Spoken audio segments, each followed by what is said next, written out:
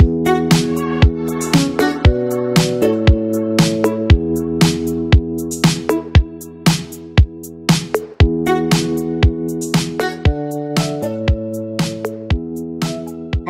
and welcome to Adventures with ADHD, where I shine the spotlight on other fabulous ADHD folks and you get some advice, some inspiration, and some connection. Thank you, Ebony, for joining me today. How are you doing? I'm good, thank you, Susie. How are you? Yeah, I'm really good. I'm so glad you're here. I've worked with you for a while, and I can't wait for you to share your story and to help other people as well. So, welcome. Thank you. Well, let's just get straight into it. So, Ebony, tell us a bit about who you are and what you do for your business. Okay, so I am Ebony Newton and I have an online gift shop called Dotty Black. And Dotty Black is all about celebrating the wonder of you through empowering and positive products. I sell cards, gifts, prints, all with a kind of uplifting, upbeat kind of I don't know, message behind everything. So yeah, that's what my business is.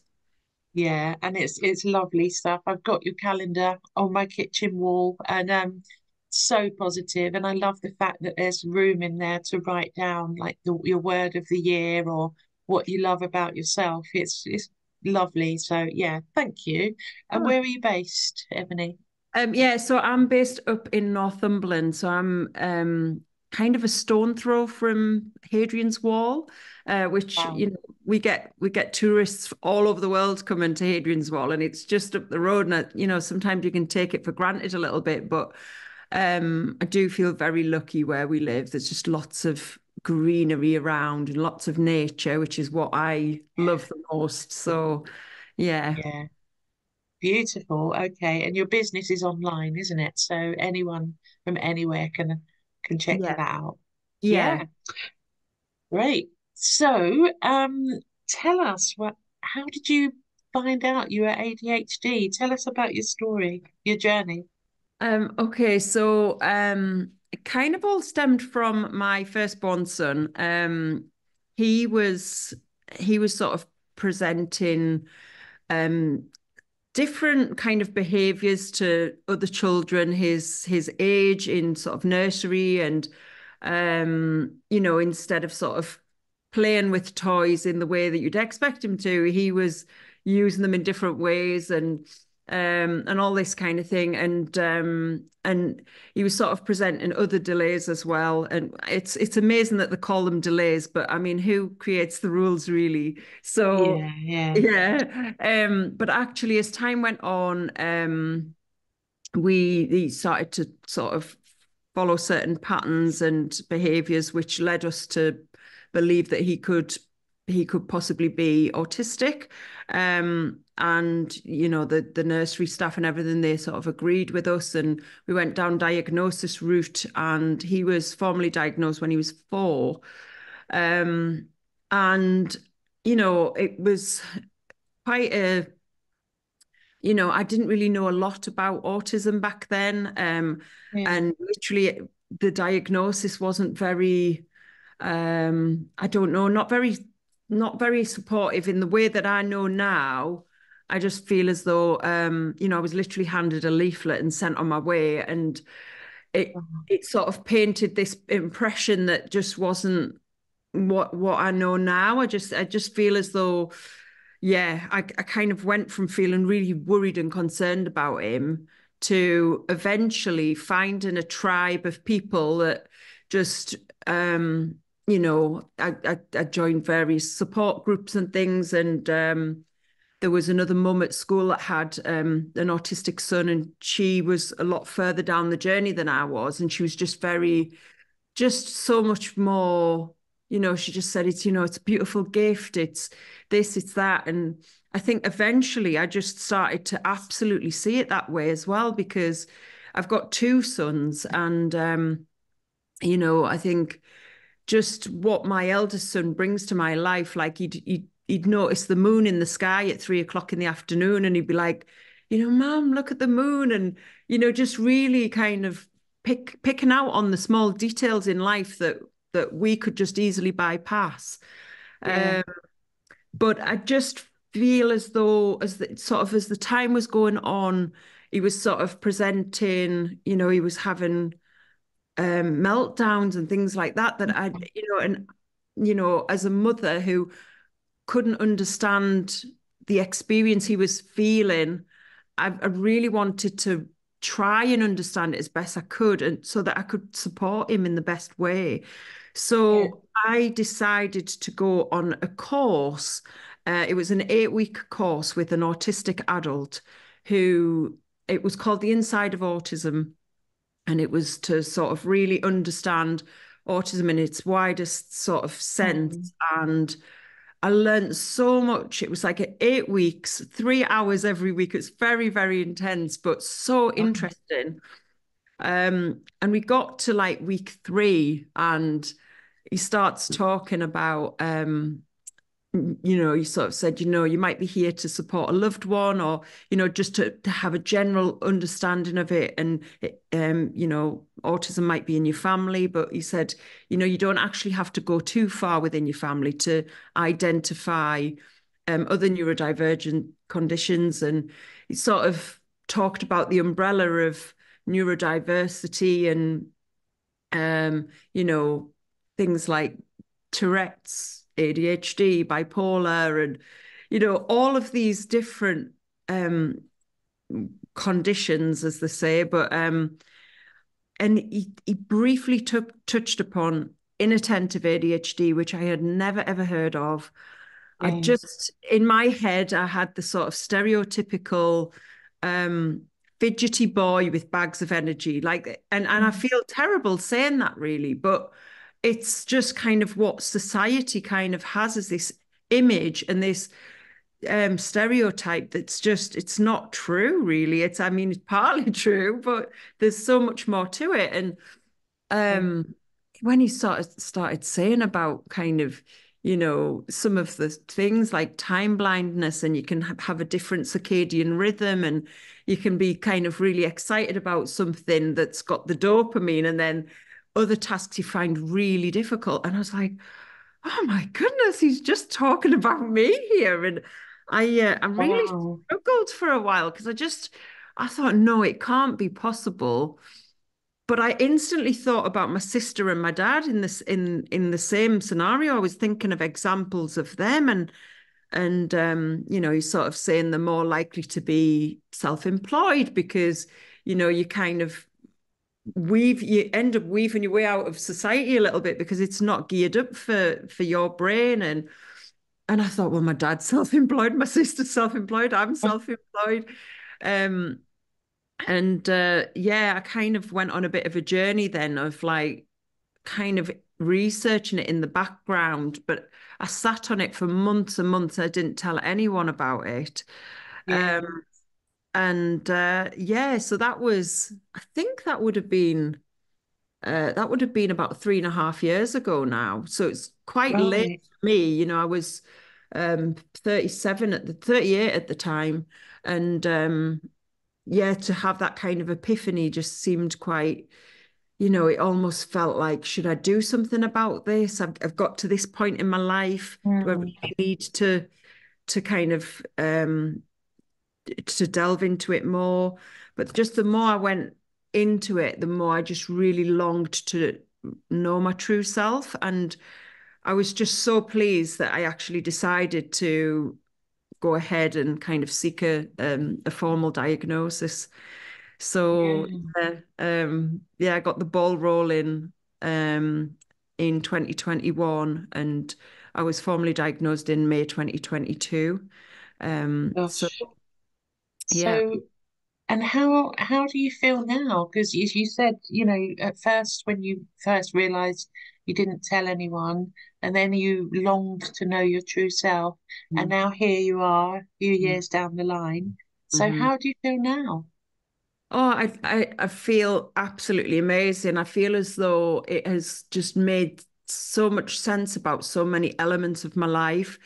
and it's allowed me to really step into myself um, and just have that sort of compassion for myself. I know a lot of ADHDers that have been sort of late diagnosed say exactly the same thing.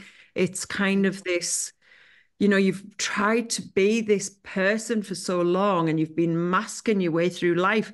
Sometimes you don't even realize that you've done it because you do it that well. You convince Yeah. yourself.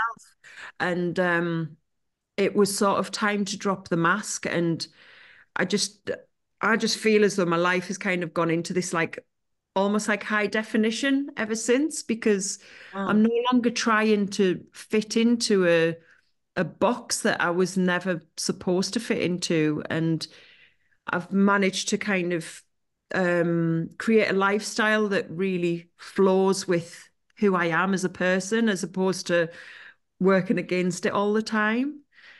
Wow. Um, so yeah, it's been a really positive experience for me. So yeah, I know Yeah. that not everybody has that same experience. And it's definitely a journey because you can kind of feel all the waves of emotion of, you can feel a bit of sadness of like the person you could have been years ago if you'd known. Yeah. Um, but for me, I didn't feel sad because I just thought, well, possibly if I'd had this epiphany years ago, I might have not had the level of understanding that I have about ADHD that I do now.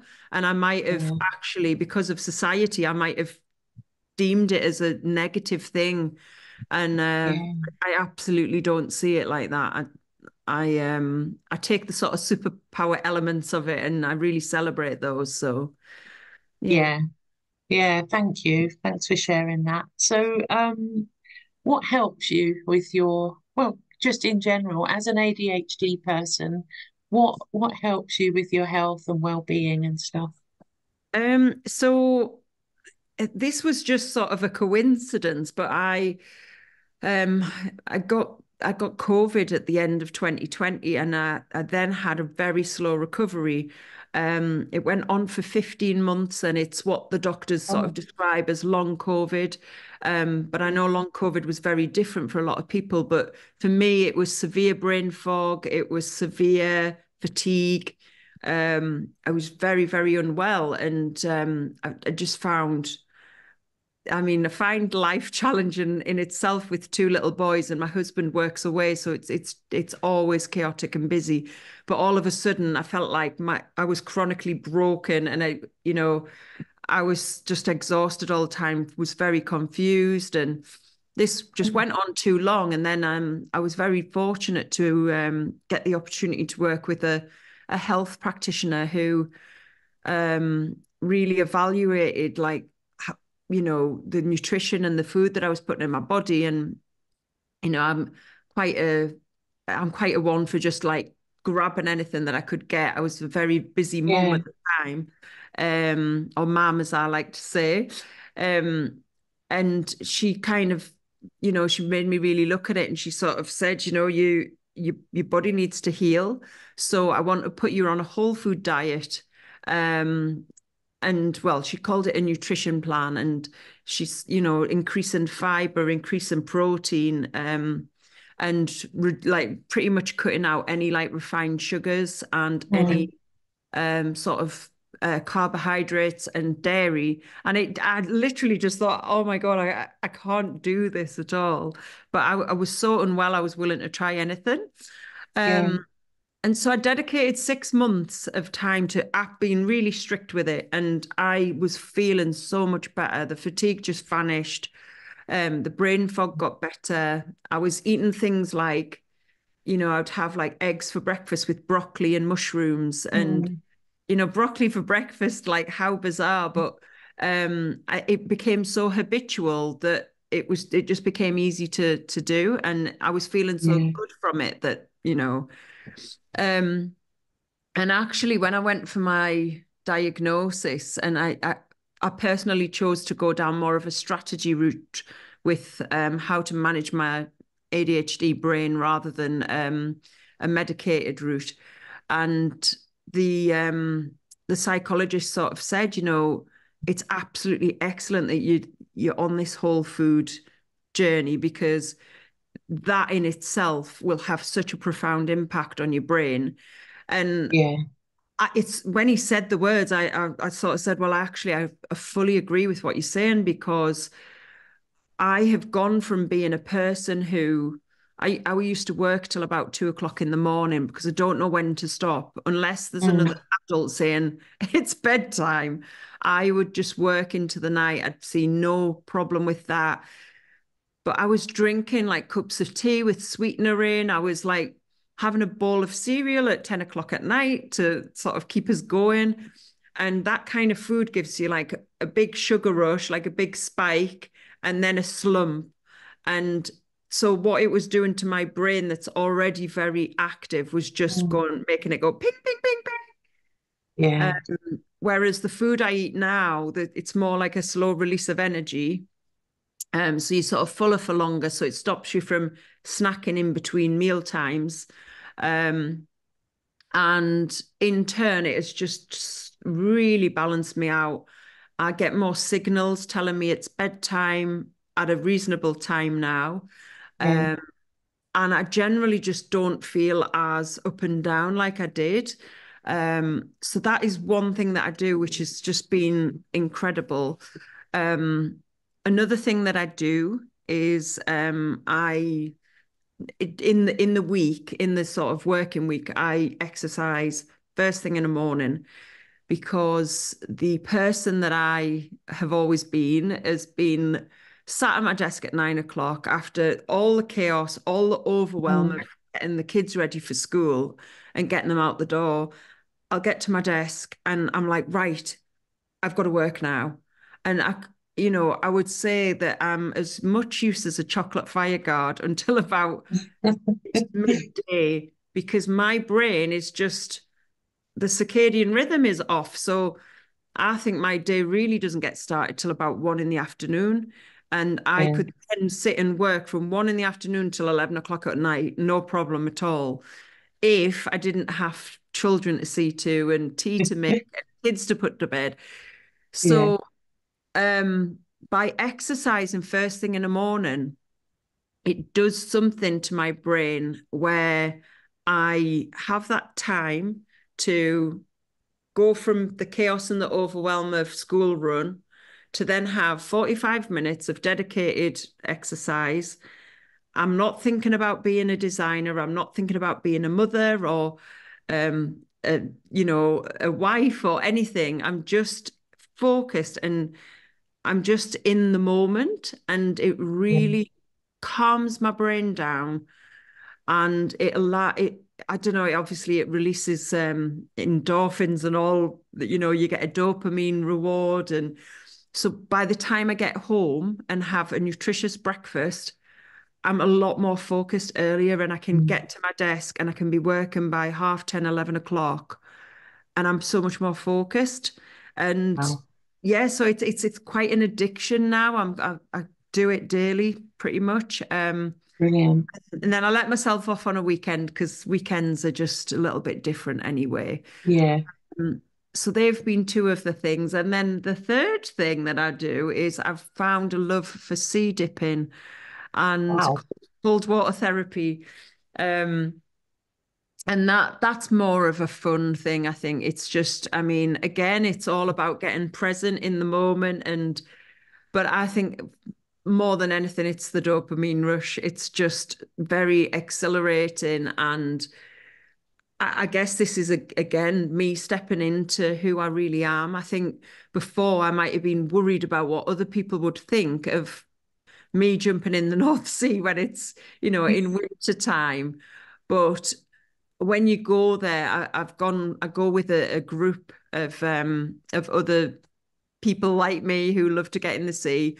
And it is such an inclusive, beautiful group. And I've literally got my ADHD radar on, because there is a lot of big personalities there. And I just think that, you can kind of identify people that you think, well, you know, I think it's a type of person that likes that kind of experience. I think we're very we've got such a creative intellect, and whether that's like through acting, performing, or, you know, just having those really high experiences.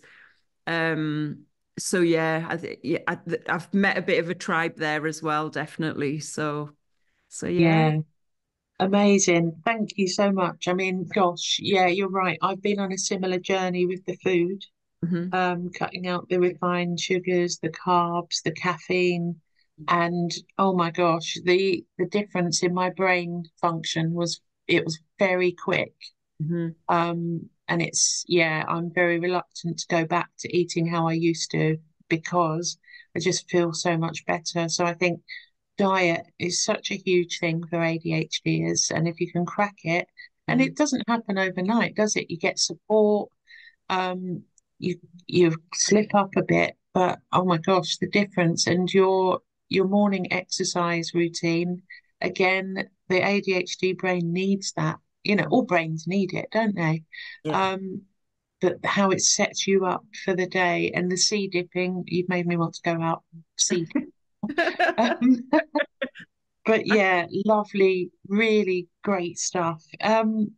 So what advice would you give to somebody that's just had that light bulb moment? Perhaps it's a parent that's going through a child's diagnosis, but they suddenly realise, oh, this could be me, or indeed somebody that's been diagnosed. What advice would you give them? Um, I would say, I mean, I did a lot of research, and you know, my own version of research.